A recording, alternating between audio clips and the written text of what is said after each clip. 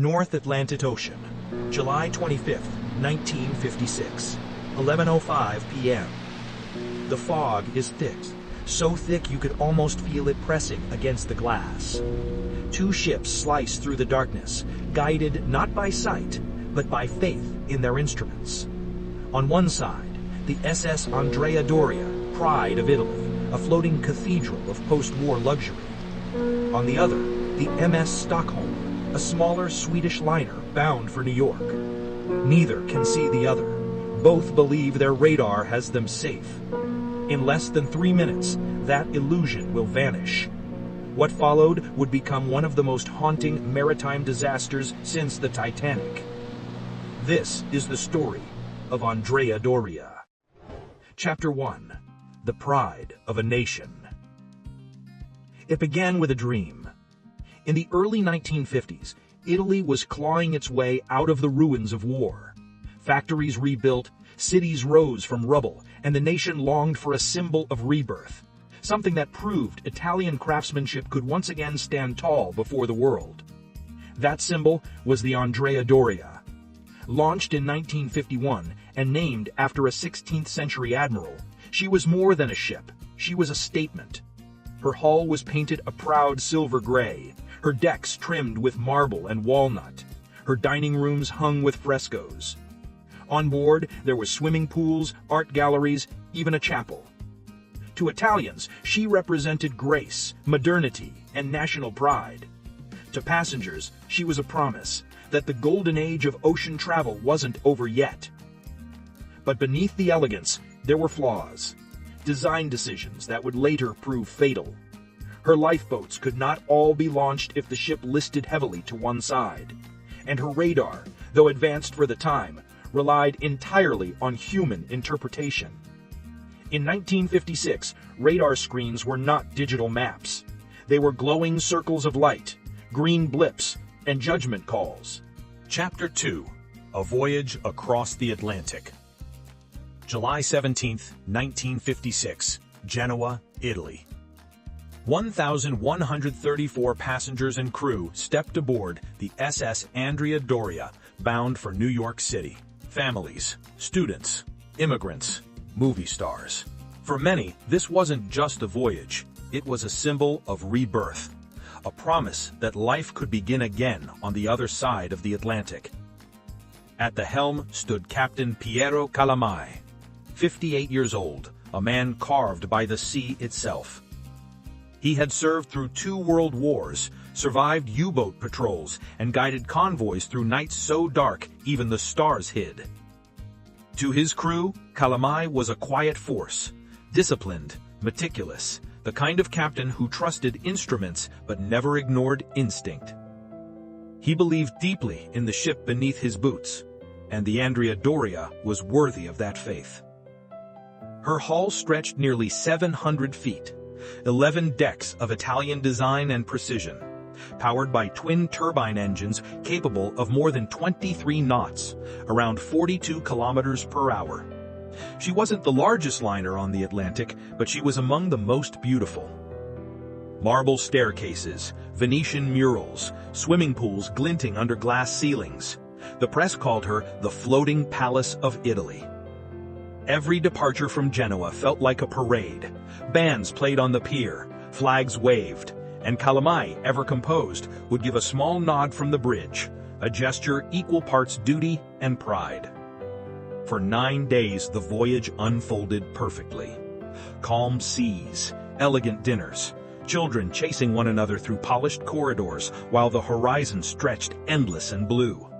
But on the 10th night, as the coast of the United States drew near, the air began to thicken. A gray curtain drifted over the water. The sea fell silent. Fog. The kind that blinds even the most seasoned sailor. And for Captain Calamai, it was the beginning of the longest night of his life. Chapter 3.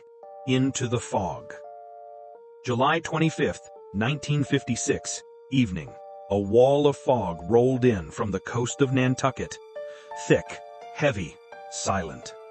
The kind that turns the sea into a void where sound dies and light disappears. Captain Kalamai ordered the foghorns to sound every 2 minutes, as regulations demanded. He eased the ship's speed, but not by much. The Andrea Doria still had a schedule to keep, and New York awaited at dawn. Far to the northeast, another vessel cut through the same mist, the MS Stockholm, a Swedish passenger liner just leaving New York for home. Her captain, Gunnar Nordenson, had turned in for the night, leaving the bridge under the watch of his young third officer, Karsten Johansson, just 26 years old. Now, 2 ships, one heading west, the other east, were sailing blind in the same fog. Their eyes were no longer human, they were electronic. They both relied on radar, a technology still relatively new at sea. It sent out pulses of radio waves that bounced off other ships and painted tiny glowing blips on a round green screen. But there was a catch. Those screens used a single adjustable range, like zooming in or out on a map. If that setting was wrong, the picture could be deceptive. A ship that seemed far away might, in truth, be terrifyingly close. On the Andrea Doria, the radar showed a small contact about 17 miles out, heading west. On the Stockholm, the officer saw a large ship to his southwest, moving east. Both men studied their scopes. Both believed they understood what they were seeing. And both adjusted course slightly, confident they would pass each other safely, left side to left side. But one of them had the range set incorrectly. He thought the other ship was still miles away. It wasn't. In reality, the 2 liners were already locked on a collision path. Chapter 4. The Moment of Impact. 11:10 p.m., July 25th, 1956. The Atlantic was pitch black. No stars, no horizon, just fog, a milky wall that swallowed everything. On the Andrea Doria's bridge, Captain Piero Kalamai stood tense, staring into the gray nothingness beyond the windows. He knew another ship was out there. The radar said so. The blip was closing fast, maybe too fast. He adjusted course slightly to the left, hoping to widen the gap. It was a maneuver done countless times before.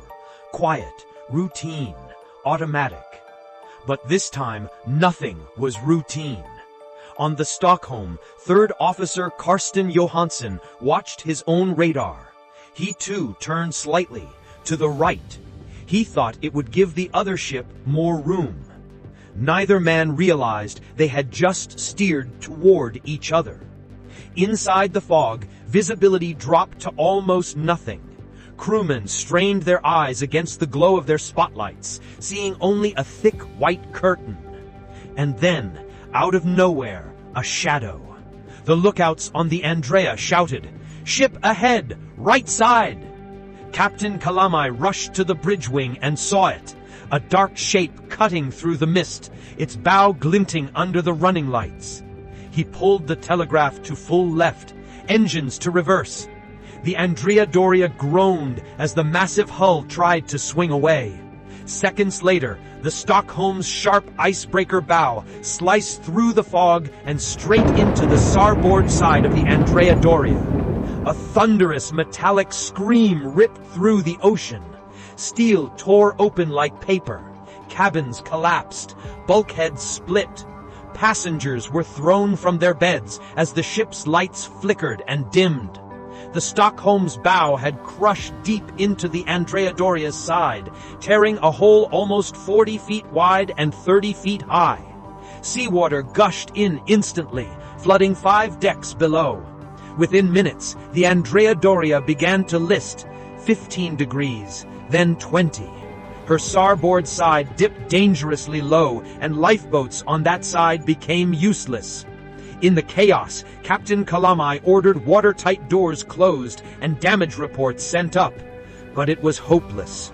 Too many compartments had been breached, too much water rushing in too fast. On the Stockholm, the scene was just as grim. Her entire bow was crushed inward, mangled steel curling back like foil. Several crew members in the front cabins were killed instantly. Yet, miraculously, she stayed afloat. Through the fog, the sound of human voices began to rise, cries for help, shouts in Italian, the wail of distant horns. The two ships, locked together for a brief moment in the mist, drifted apart into the darkness. The Andrea Doria was mortally wounded, and the clock had just begun to count down. Chapter 5. Chaos in the Dark. Inside, panic turned to disbelief. Corridors tilted, doors jammed shut, lights flickered, then went out. Passengers stumbled upward through smoke and seawater as the ship leaned ever more steeply. Captain Calamai fought to assess the damage. 5 watertight compartments were flooding, one more than the ship could survive. The list made it impossible to launch half the lifeboats. He faced an impossible truth. The Andrea Doria was doomed. Above deck, lifeboats on the starboard side dangled uselessly. The ones on the port side hung far out over the water, requiring passengers to climb steeply up the tilted deck to reach them. Some crew members froze. Others acted heroically, lowering children into boats, comforting the elderly, refusing to leave their posts. Through the fog, the faint outline of another ship appeared. The Stockholm, the very vessel that had struck them, now turned back to help. Chapter 6.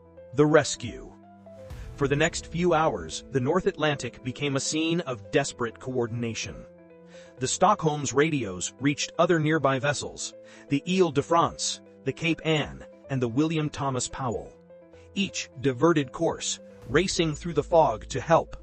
The Andrea Doria was still floating, but barely. Every few minutes, she listed a little more. By 2 a.m., rescue ships began arriving. The French liner Ile-de-France loomed out of the mist, lights blazing like a city at sea. Her crew lowered boats immediately, pulling survivors from the water. One by one, passengers clambered up ropes, carried infants in blankets, and collapsed on the decks of their rescuers. The calm professionalism of those rescuers, many of whom risked their own lives in lifeboats amid debris, saved hundreds. Of the 1,706 souls aboard the Andrea Doria, 1,660 survived. 46 lost their lives, most in the initial collision. Among the survivors was a 14-year-old girl who had been thrown from her bed into the ocean, only to be found floating hours later, alive. Her name was Linda Morgan. The press would later call her the Miracle Girl. Chapter 7. Dawn over the Atlantic. By sunrise, the sea was eerily calm. Fog still drifted in patches, but the wreck of the Andrea Doria leaned sharply, half submerged.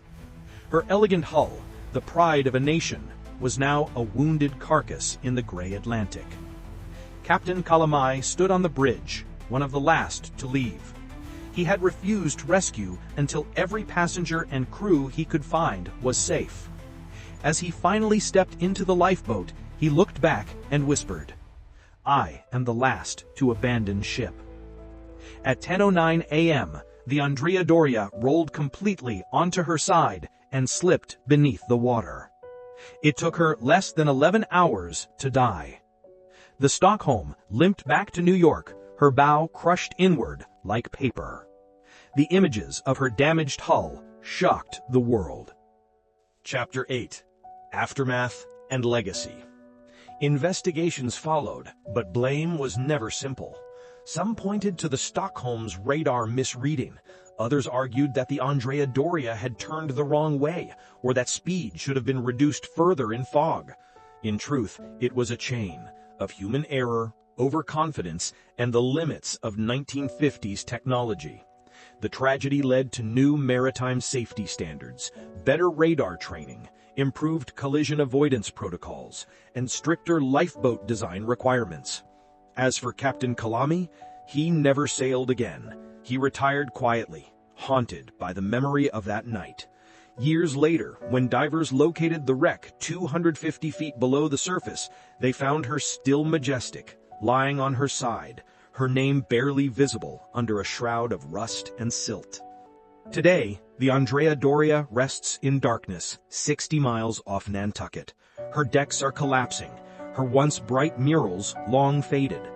But among divers and historians, she remains a symbol of human fallibility and human courage. Because disasters aren't just about what went wrong, they're also about what people do when everything goes wrong, and they still fight to save one another. The Andrea Doria was supposed to embody perfection.